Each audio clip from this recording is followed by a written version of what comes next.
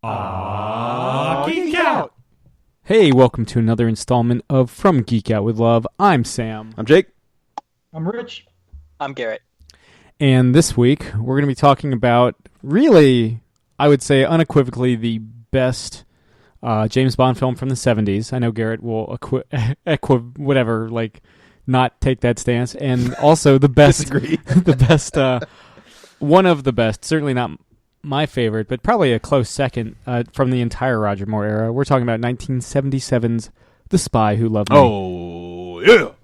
In a lot of ways, this kind of justifies sitting through, really, Diamonds Are Forever through The Man with a Golden Gun, knowing that at that light at the end of the tunnel, that carrot at the end of the stick, was The Spy Who Loved Me. Yeah, I would say that that's the longest stretch of shit we have to deal with.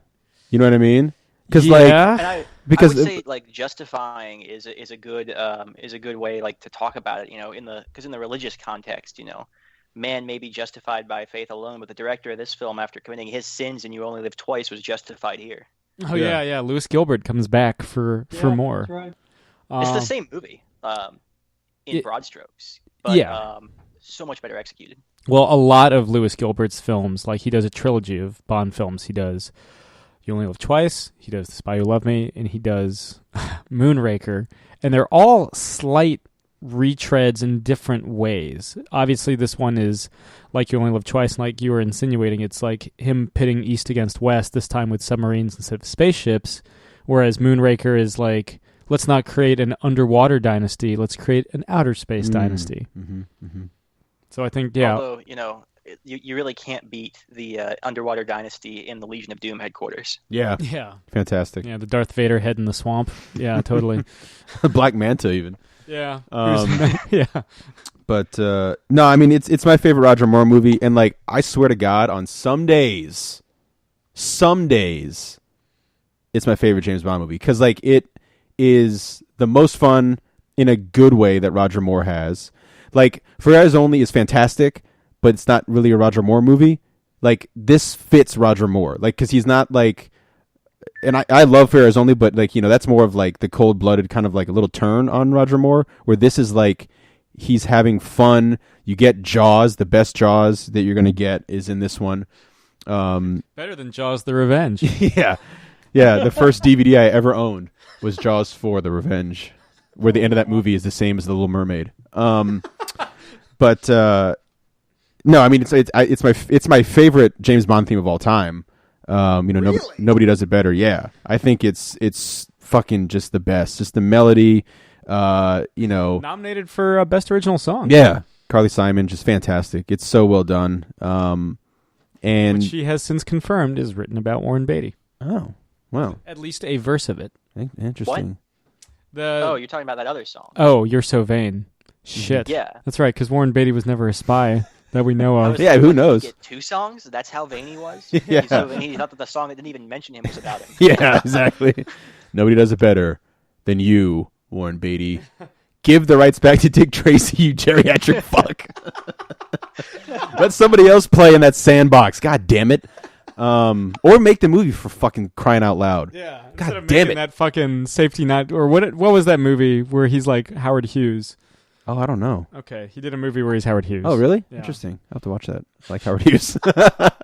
Anyway, no, I mean, this movie's so much fun. Like you said, the set pieces. Barbara Bach's a great Bond woman. And I already mentioned Jaws.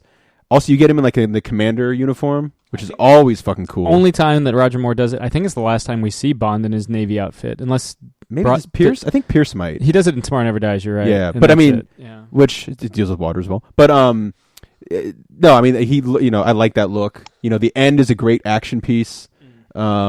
So much so that in order to build a soundstage that could house 3 replicas of submarines, they had to build their own, what's now 007 Pinewood Studios. Yeah, I mean, that's something that this movie brings, is like the iconic Pinewood Studios. It's just so much fun. I remember the first time I watched it, I just watched it again afterwards. I just loved it. It is what I expected, like, the Roger Moore era to be, and everything just works. It's fantastic.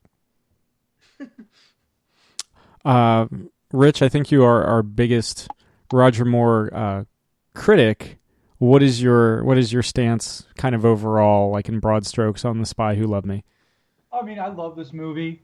It's easily my favorite of the Moore movies. Up until probably a year or two ago, I would always, for whatever reason, confuse this movie with For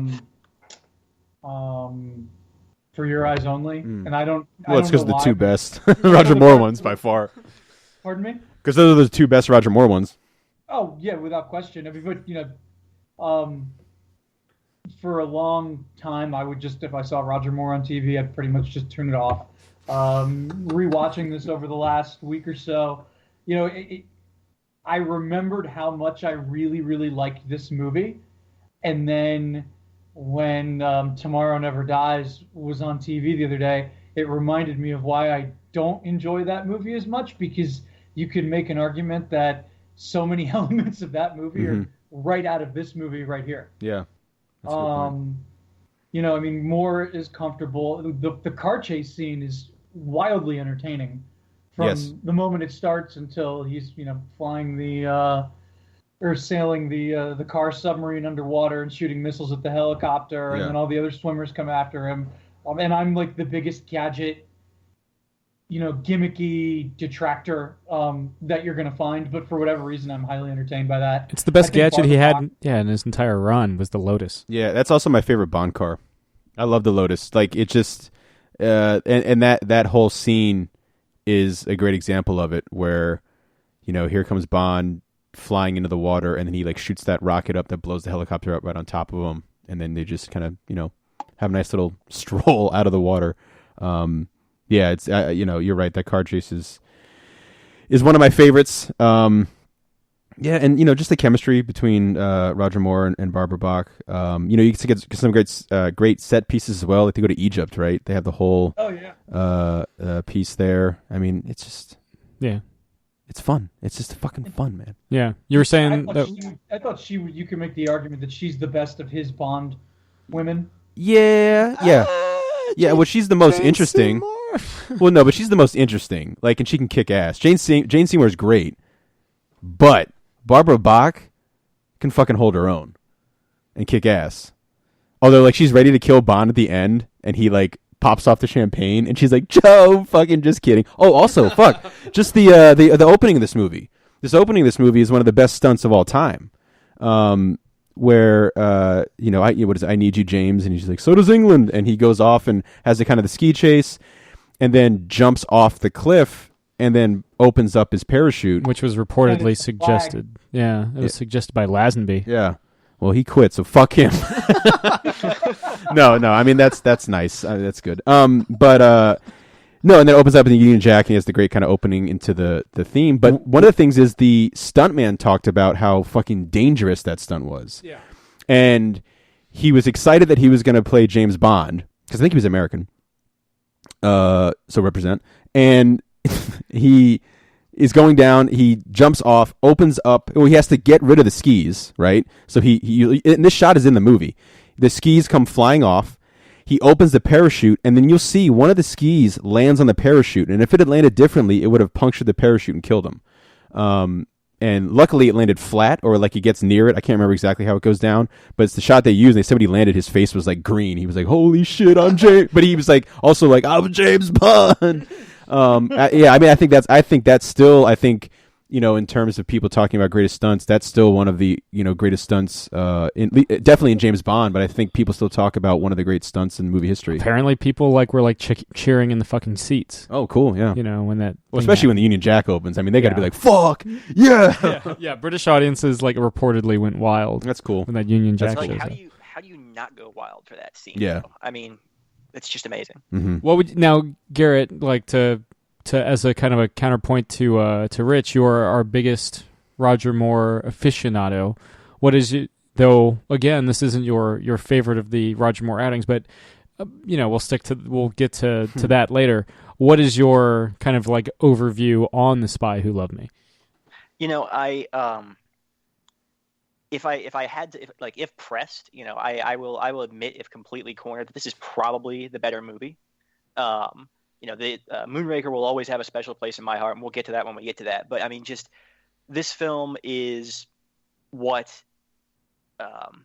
when people say talk a bunch of shit about the Moore movies, they think that they're talking about Moonraker when they're talking about Roger Moore films, but when they really should be talking about this, because it has the gadgets, the over the top, the smarminess, the whole suave kind of playboy super spy man of mystery thing going on that not a lot of the other Bond actors really pull off. And in this film, it works so much better than it does in any of the other ones.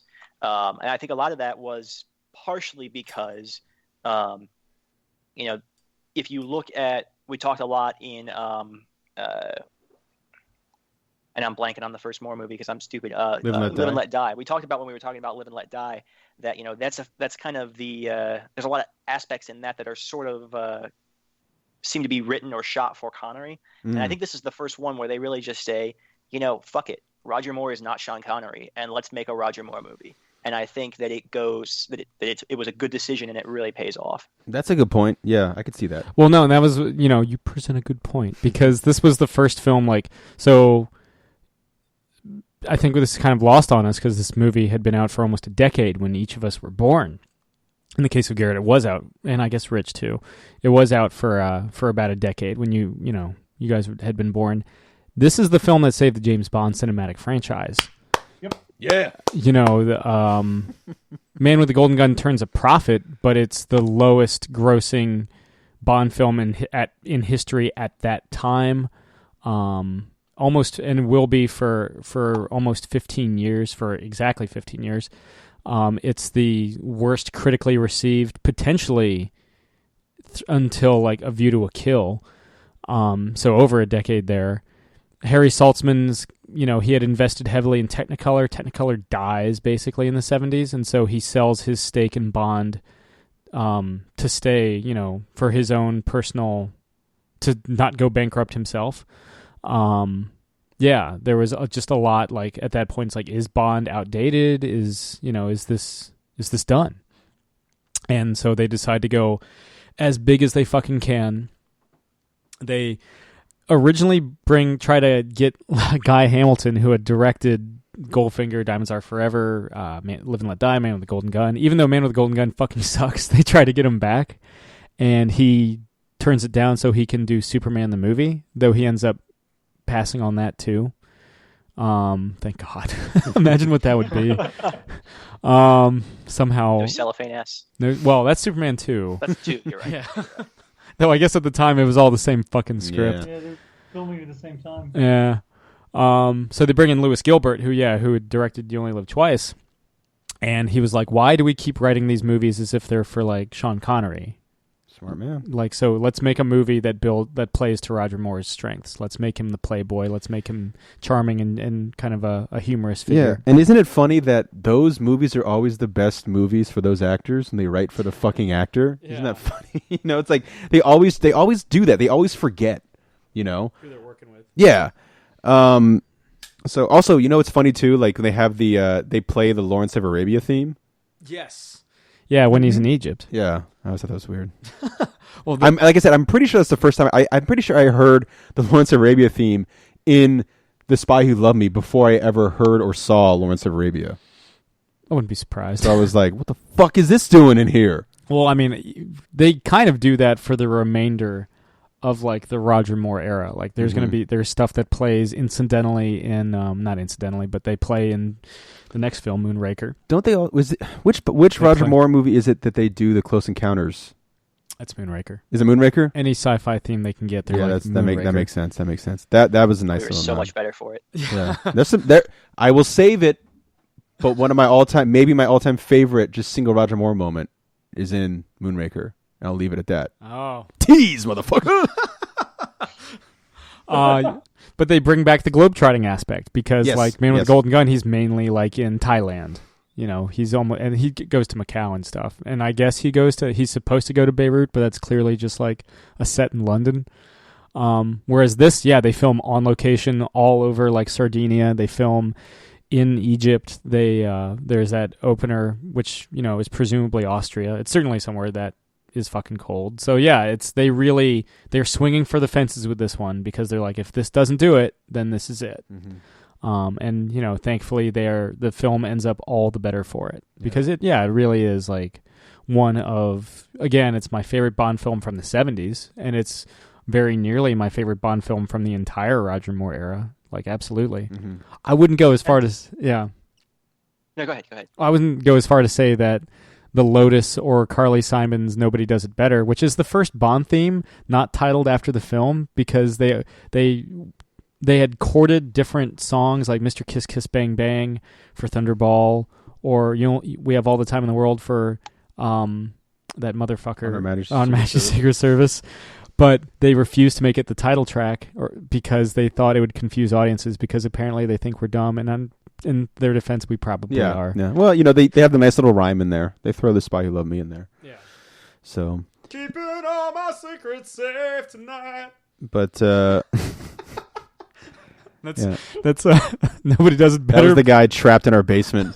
Shut up, you! By way of Scott Stapp. Yeah, we'll get to Tomorrow Never Dies eventually. Shut the fuck up. He loves Tomorrow Never Dies. That fuck. Yeah. Scott Stapp. Yeah, shut up, Scott Stapp. More water, please. No, you don't get any fucking water. Yeah. Go fight with 311 again. Yeah. God, that just what a fucking nightmare that would be. Jesus. Apparently the guy that, like, the head of Lotus, apparently everybody was courting Broccoli to have their car featured in the new Bond film, and the guy that owns Lotus drove a concept car without, just to take a meeting, not to be like, hey, look at this fucking Espiritu. He just kind of like drove up, and of course, like, Albert Broccoli was like, well, what's that? Mm-hmm. And that's how. And apparently, like, there was like a 2-year waiting list. Well, because wasn't that car like somewhat affordable compared to obviously the Aston Martin? Yeah. So like people were like, oh, I can actually drive a Bond car. Like that's a car I could actually drive. I mean, it's ugly as shit. Don't get me wrong. I love it, but it's ugly as fuck. It's very much a product of its time. Yeah, but I like it. I think I went on eBay once and someone was selling one for $25,000. Oh, okay, all right. Pull that money together, gents. We could timeshare a Lotus. Christmas. If I was like rich and like just ridiculously rich and could spend money like that, I would fucking buy a replica or just like the Lotus from that movie and get 3 miles to the gallon, wherever the fuck. Yeah, but I wouldn't pay $1 more than advertised price if it can't go underwater. Yeah, exactly. I remember the guy when he posted on, because he had to do this because, again, like Sam said, rightfully people are dumb. He had to like put in the comments. I think it was in there. Is like, this does not turn into a submarine, because that some guy would buy it. And then it causes a fucking stink when he's like, it doesn't turn into a submarine. Yeah. So you have to put it somewhere. Provided he survives. Yeah. Here we go. Michael Scott's it with his GPS. Here we go. That's how Scott Stapp got in our basement. Yeah. Used all that Creed money on Lotuses. Yeah. Lodi. Yeah. Now they're like, the Lotus is like, it's expensive as shit, like the Lotus cars now. It's also got the racing company or whatever, right? Yes. Yeah. I was always kind of bummed that Bond never hooked up with Carolyn Monroe. Naomi. I don't know why. She was like ideal Bond chick. Because honestly, and I'm going to be in the minority here, sometimes Barbara Brock, kind of kick-ass woman, sometimes delivers lines a little flat. Yeah, well, they have to give her a Russian accent, right? Yeah, so she's working through an accent. She's also American. Yeah. So there's that. But, we get some cool first. We see Emerald Hargreaves, who will become Octopussy through the remainder of the 80s. We've got the defense minister, Freddie Gray, who's a presence in the remainder of the Roger Moore era and shows up in The Living Daylights. It's just like, it's a huge... What do you guys think of, like, Stromberg? What's funny? Like, I thought about this when Roger Moore passed away a long time ago. Roger Moore had like an ask, tweet thing, like ask Roger Moore questions. And I tweeted at him and I was like, it wasn't even a question. I was just like, I'm super bummed that the line, supposedly that was ad-libbed by Roger Moore, where Stromberg gets shot in the dick, because the guy gets shot in the dick in this movie. Repeatedly. Yeah. And the original line was like the more supposedly Roger Moore came up with was bullseye, as he shoots him in the dick, and they didn't use that obviously because they shoot a guy in the dick in this movie. And I tweeted at him something like, I'm super bummed that wasn't used, like blah blah blah. and he responded with, "Do you write scripts?" Which I think was his like way of being like, "I like that you like that line," as like a tongue in cheek, like, "Do you write scripts?" And I was so flabbergasted that he responded that I was like, "Not well." It's all. I blew my chance to potentially write a script with Roger Moore. No, I'm just kidding. But so I always think about that whenever Stromberg gets shot in the dick. I think about the interaction, and it makes me smile. But he's good. I mean, doesn't he have like webbed hands? Yeah, which you can only really see in that scene. Yeah. And apparently it was Roger Moore's idea to sit down on the chair. Originally, he was supposed to stand behind it before. And he got fucked. He got shrapnel in the anus. He said he needed 2 toilets. That was the thing he said after that, as kind of like a joke for it. But I mean, yeah, he got fucked up like pretty badly. He's fucking 50 when this movie comes out. He looks good in this movie. This is the last movie. Well, you could argue Moonraker. He looks good in Moonraker. He looks fine in Moonraker. Yeah, and like for a guy that's like 52, yeah, especially. and his age in For Your Eyes Only works because he is like he's the first movie colder, older Bond. Yeah. But no, I mean, yeah, like I said, the third act, like, you know, end boss battle fight is well done. Jaws kills a shark, which was originally he was supposed to die in there. Yeah, and then like Broccoli was like, test audiences like Jaws. Like one of the last things they shot was him surviving. Yeah, good old Richard Kiel swimming away. Mm-hmm, mm-hmm. Well, that's the thing about it when you say, "What do you think of Stromberg?" I mean, he's completely overshadowed by Jaws. Yeah, that's true. You know, I mean, Stromberg, he's great. You know, but you got Jaws. That's a good point because, like, I bet if you so like any scene that like when I watch the movie now and I see scenes with Stromberg, I'm like, all right, well, let's just get to Jaws because he's just much more entertaining. Yeah, I bet if you ask most people like who's the bad guy in Spy 11, they'd be like Jaws. You're like, who else? And they're like, Jaws. And the Shandor, the bald man, he knocks off the rooftop in Cairo. Oh yeah, yo, that shit is so badass, man. Because that's my favorite Roger Moore kill of all time. Oh, it's the best. Thank you. Which is like helpful chat. Which is I think is homaged in Quantum of Solace. Yeah. Where it's not played as kind of funny because he's like in Spy 11 he's like no. Oh yeah, no that fight. I remember when I watched for the first time that happened. I was like, oh fuck. He's fucking bad, fucking ass. Granted, his most badass kill comes in another movie, but that scene was like fucking cool. Yeah. Pyramids. Clock. Thank you. Yeah. What a helpful chap. Yeah. This is also the only film where Jaws kills people with his teeth. I guess he kills people like nondescript in like Moonraker with his hands, but like here you actually see him like go for it with those teeth that apparently Richard Kiel could only wear for a couple minutes at a time because they were so fucking painful. Yeah, and also like whenever he would bite through wire.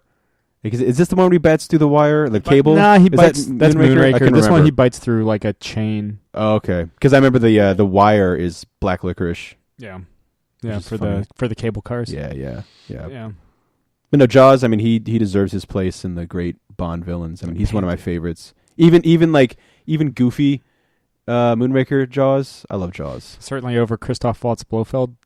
Oh yeah. Yeah.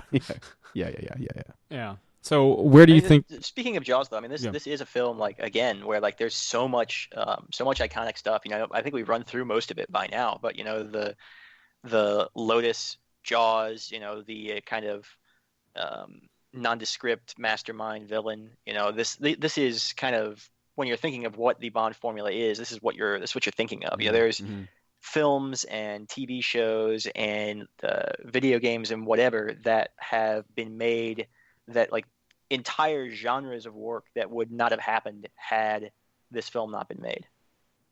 Like I think this really is kind of like the quintessential 70s spy film. Not say 3 Days of the Condor? The parallax effect? Okay, maybe. Okay. It certainly captures the excesses perfectly. I think which movie more people saw is Spy Who Loved Me.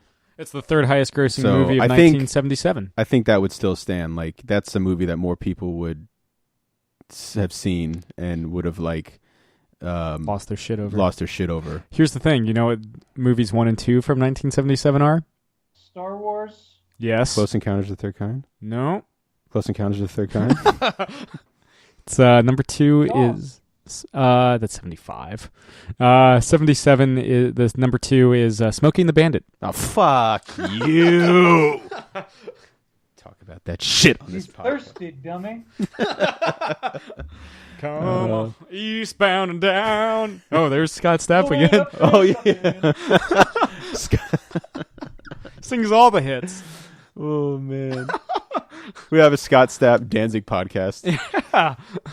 Shrek 2 on DVD. That's it.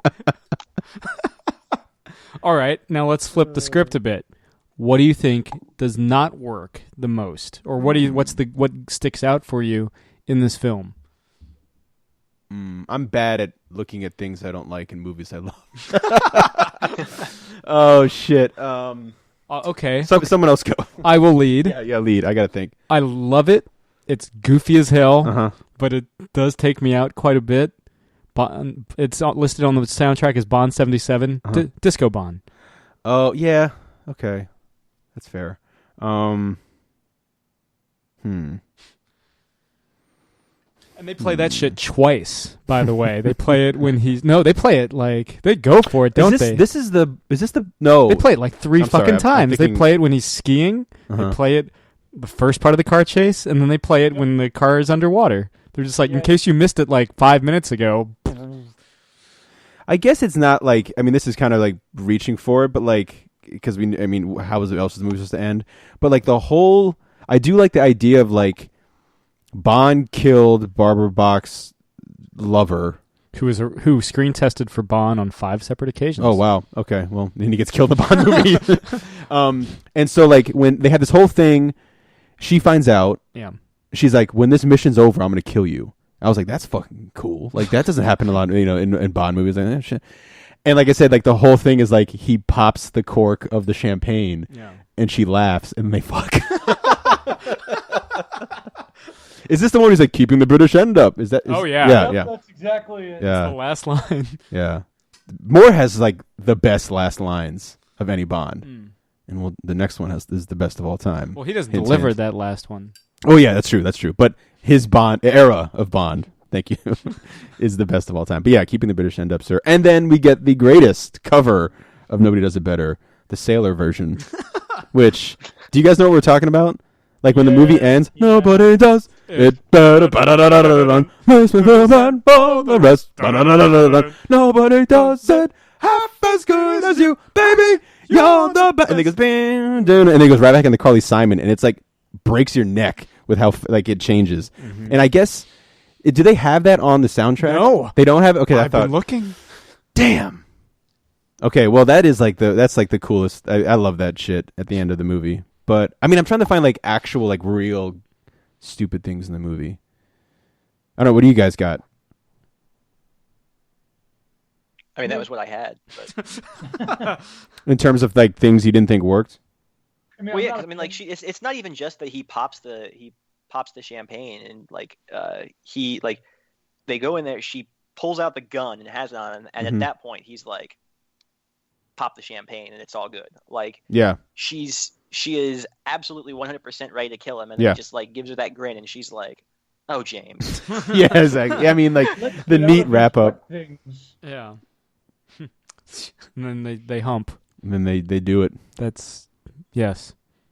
Detente. And this book supposedly was not well received at all. And Fleming didn't like it himself. He only sold the rights to the name. He's like, please don't use any story elements. Having said that, the story has a guy with metal teeth. Mm-hmm. Yeah, I mean, in the book, Bond really only shows up in the third act. Yeah, because the first 2/3 are just like this like French Canadian woman in her life, and then Bond shows up and they bang. The end. I mean, for this movie, it's kind of hard to pick out. In a vacuum, I think that it would be easier to pick out weaknesses and things that don't work. Like, I'm not a fan of the Disco Bond. I'm not a fan of the way that he kind of avoids dying at the end just by popping a cork and saying, let's get out of these wet things. Oh, yeah. But when you look at it from the standpoint of what we have been watching up to this point, everything pretty much works. you're following up The Man with the Golden Gun, which is just downright putrid. And like this was a very refreshing way to go about doing a movie. Like you said, they made a Bond movie for Roger Moore, and he's really, really, really able to shine in this movie. So I think that like any of the weaknesses that the movie might otherwise have kind of get swept under the rug a little bit, because you sit there, you're watching something that one could make an argument you haven't seen in 10 years, if not longer, and that's a really, really good, strong Bond movie. Yeah. Totally. Yeah. That it is. I mean, it's, we keep kind of talking disco Bond. It's the first, not the first. It's this is one of those films that isn't scored by not George Martin. Well, he doesn't score it either, but it's not scored by John Barry. Mm-hmm. He's living outside of Britain as a tax exile at the time, and I guess they couldn't just have him score it wherever he was living. I think France, because that's where they all go. Mm-hmm. But that's what the Rolling Stones were living at the time, on tax exile. But hence the title "Exile on Main Street." But it's scored by Marvin Hamlish. And, he's the one that co-writes Nobody Does Better. It also gets nominated, Disco Bond Be Damned. It gets nominated for Best Original Score, too. Doesn't win any, but, it's there. No, I mean, there's a lot of really cool... It really is like... You can tell they're swinging for the fences, and they really do deliver. I think this is one of those Bond films that perfectly encapsulates what Roger Moore... Again, is it my favorite Roger Moore film? No, but it's the one that he's clearly the most comfortable in. Mm-hmm. To the point where he is improvising on set. Like, apparently, Barbara Bach didn't know how to drive stick shift. So all those scenes of her struggling in the van during the escape, all those lines, all those quips from Bond, are Roger Moore ad-libs. Mm-hmm. So, yeah, it's just a tailor-made movie for him. Yes. Where would you rank this movie in relation to all of the other Bond actors' best movies? Well, I mean, I don't know. I think we talked about it maybe on the first episode or something, or one of those. But I mean, like, this is for me a top 5 Bond movie. I've always done my top 5 in order of when they come out, not necessarily like favorites. But I mean, it's From Russia with Love, Goldfinger, Spy Who Loved Me, License to Kill, and Casino Royale. And so this is high top marks, as Sam likes to say. Like, and like I said, there are certain days where I wake up and I watch this movie, and it's like it is my favorite Bond movie just because it's so much fun, and like we've said a gazillion times, it's so perfectly made for the actor. I think that's why why I like Goldfinger so much, why I like License to Kill so much, why I like Casino Royale so much, because those are tailor-made for their actors. And, it uses the strengths of the actor more so than trying to do a carbon copy of someone who came before or a different actor. And, like, For Your Eyes Only might be the best made Roger Moore movie, but the only thing that makes it just slightly number 2 over 1 for me is the fact that it's not necessarily super tailor-made for Roger Moore. It has a little things out of character, which I don't think are a fault. That's what make that a interesting, great movie, because you get to see him more cold-hearted and more of kind of like the vicious bastard that Bond is. But this one, it just, it works. And it's sad, too, because, now that, Roger Moore is gone, like, I don't know, just... It's sad to watch, be kind of like have that thought in the back of your mind when you're watching a Bond movie. It's been kind of interesting when revisiting all these Roger Moore Bond films now. Yeah. It's like, because you could. And the cool thing is, like, when they did those, not the 50th anniversary box sets, but though they're on them, when they released, remember it came in like red, silver, gold, and blue. Mm-hmm. He recorded audio commentaries for every single one of his Bond films, including this one. And this is certainly was his personal favorite of the fucking 7 that he did. You just kind of say that out loud. It's like 7 movies? Yeah. Good God, it's been like ages to get Daniel Craig to do like 5. Yeah, and that'll be it for him too. Yeah. And he'll be the second Bond to hit the age of 50, like while in the role. Not counting Never Say Never Again. That we're getting, I always forget if we. I think we've correct me if I'm wrong, gentlemen, but I feel like I started off very much like, let's do a whole episode. But like doing these and really sitting down, I was like, no, we'll mention it during Octopussy. But I don't feel like we need to have a whole episode devoted to it. I think we can just do Octopussy and then gloss over Never Say Never Again. Yeah, because they battled each other. Yeah, just like if... I think that's fine. Yeah, if we can invoke Dick Tracy on a fucking Live and Let Die episode or Diamonds Are Forever episode. We brought it up again, too, this episode. We did. He is our, like... Dun, dun, dun, dun, dun, dun, dun. Him and Dun, dun, dun, dun, dun, dun. Scott Stapp and Randy Newman and Dick Tracy are like secret recurring elements across this. So secret. So secret that you never know they're Tracy there. with Love presents James Bond. Yeah. But I mean, yeah, it's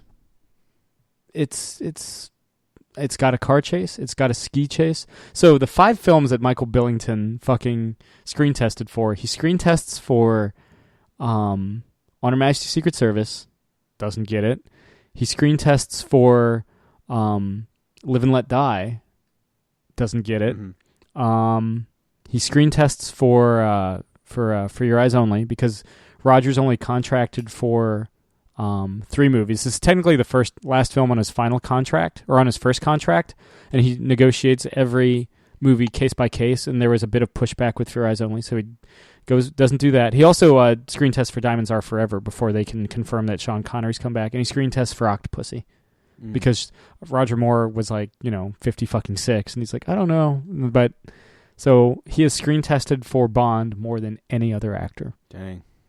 And they cast him as Anya Amasova's lover in the beginning of this film. They also do that little switch in the beginning, where like she's sleeping with like this like big hunky dude who looks like what you think would be like the spy guy, and like they call and she's the one who answers it, and everyone's like, oh shit. Though I guess he is a bit of a spy too. He's leading the... He is, but I mean, like, again, like, it plays off that fact that we're supposed to think that it's the guy because, it's a James Bond movie. I don't know. But like, and then she pops over and it's her, and you're like, oh shit, and she kicks ass. Her music box plays the theme from Dr. Zhivago.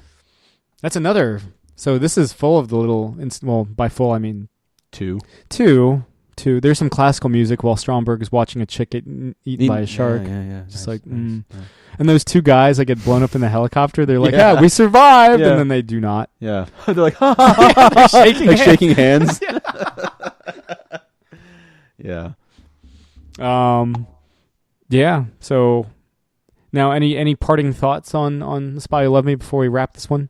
I think I've made my case. I think I've done it. No, it's good. I love it. It's one of my favorite movies. Period. Gentlemen. I mean, yeah, it's a good film. Watch it. Then, like, as soon as it's over, watch it again. It's good. Yeah, no, I mean, this is easily my favorite of the Moore films. I forgot how much I really, really enjoyed this movie until, I rewatched it. What do you guys think of the octopus base? We didn't talk about... Yeah, we never talked the octopus base. It's like that weird standing base that he's in. Yeah. Oh, yeah. The one we talked about that looks like... Legion of Doom headquarters. Yeah. Atlantis? I mean, we said it looks like Black Manta and Darth Vader and Legion of Doom. I mean, that pretty much sums it up. Fair enough. I mean, clearly when it comes out of water, you could tell it's like a tiny little model. Yeah, it's pretty... Well, the worst is when, like, they leave the Liparus to go to the Legion of Doom headquarters. Atlantis, I think it's called. Yeah, that's what it's called. Right. There's a model that's clearly like a speedboat popping out, and you can tell it's like basically like Barbara Bach. Barbie Barbara Bach. Yeah. That's funny. Yeah. But no, yeah, Rich, you were saying? I mean, I'll leave you with this on the topic of the Lotus. It was purchased for 616,000 euros in October of 2013 by Elon Musk, who plans to rebuild the vehicle and attempt to make the fictional dual-purpose car be an actual dual-purpose car, underwater and on land. Huh. If anyone could do it. Yeah, it's that Musk. Yeah, get that Musk. You guys won't ride the Hyperloop, you'll ride this. Oh, man. I mean, Elon Musk, is he more Tony Stark or more Bond villain? I mean... Elon Musk is more Justin Hammer. Yeah. Okay. Yeah. Fair enough. Tragic. Tragic Musk. But that's fair. All right. Well, this has been another... We got Moonraker next. Be sure to stay tuned for Your Eyes Only. James Bond will return. Yeah. This has been another installment of From Geek Out with Love. I'm Sam. I'm Jake. I'm Rich. I'm Garrett. Goodbye, Bye. James Bond. Bond. This has been another Geek Out production. If you enjoyed what you heard, hey, we've got a special episode every Friday. Of course, there's the usual catching up show every Wednesday. And you get book club episodes just about every Tuesday these days. Thanks for listening.